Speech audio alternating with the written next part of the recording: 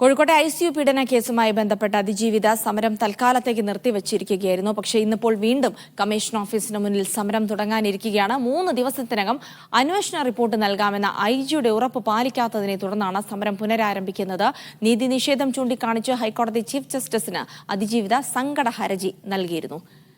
മുഹമ്മദ് ഷംസീർ ഉണ്ട് വിവരങ്ങൾ നൽകാനായി. ഷംസീർ, വളരെ സങ്കടകരമായ കാര്യമാണ്. അതിജീവിതയെ വീണ്ടും സമരവുമായി ബന്ധപ്പെട്ട തെരുവിലേക്ക് ഇറക്കിയിരിക്കുകയാണ്. 3 ദിവസം എന്ന IG അടക്കം ഉന്നതരായ ഉദ്യോഗസ്ഥർ ഉറപ്പ് നൽകിയിരുന്നതാണ്. പക്ഷേ അത് പിന്നിട്ടിട്ടും ഈ റിപ്പോർട്ട് നൽകാനുള്ള അന്വേഷണ റിപ്പോർട്ട് നൽകാനുള്ള നടപടി ഉണ്ടാകാത്തതിനെ തുടർന്നാണ് വീണ്ടും സമരരംഗത്തേക്ക് ഇറങ്ങേണ്ടി വന്നിരിക്കുന്നത്. ഇന്നിപ്പോൾ രാവിലെ തന്നെ സമരം ആരംഭിച്ചോ?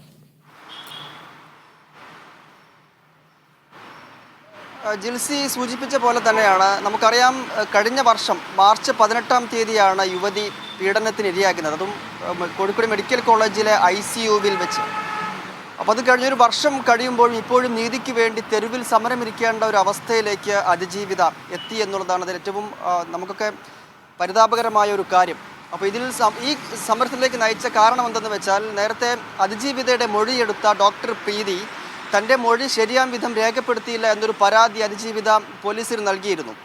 ഈ പരാതിയിലെ അന്വേഷണ റിപ്പോർട്ട് ആവശ്യപ്പെട്ടുകൊണ്ടാണ് അതിജീവിത നേരത്തെ സമരം തുടങ്ങിയത് കോഴിക്കോട് കമ്മീഷണർ ഓഫീസിന് മുന്നിൽ. ഈ സമരം ഒരാഴ്ചയോടടുത്ത സമയത്ത് DGP ഓഫീസ് ഈ സംഭവത്തിൽ ഇടപെടുകയും അതിജീവിതയുടെ പരാതി അന്വേഷിക്കണമെന്ന് IG-ക്ക് നിർദ്ദേശം കൊടുക്കുകയും ചെയ്തിരുന്നു.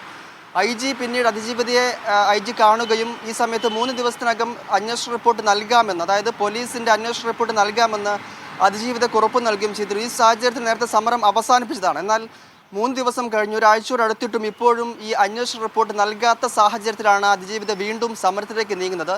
ഇന്ന് രാവിലെ 10 മണി മുതൽ കോഴിക്കോട് കമ്മീഷണർ ഓഫീസിന് മുന്നിൽ സമരം തുടരാനാണ് അതിജീവിതയുടെ തീരുമാനം. തനിക്ക് പല കോണുകളിൽ നിന്നായി നീതി നിഷേധിക്കുകയാണ്, പ്രതികളെ രക്ഷിക്കാൻ വേണ്ടിയുള്ള ശ്രമങ്ങൾ തുടരുകയാണ് എന്ന് പല ഘട്ടത്തിലും അതിജീവിത ആവർത്തിച്ച് പറഞ്ഞതാണ്. ഈ ഘട്ടത്തിലും ഒരു തരത്തിലും നീതി കിട്ടുന്ന സാഹചര്യത്തിലേക്ക് നീങ്ങാത്ത അവസ്ഥയിലാണ് ഇപ്പോൾ വീണ്ടും അതിജീവിത സമരമിരിക്കേണ്ടി വരുന്നത്.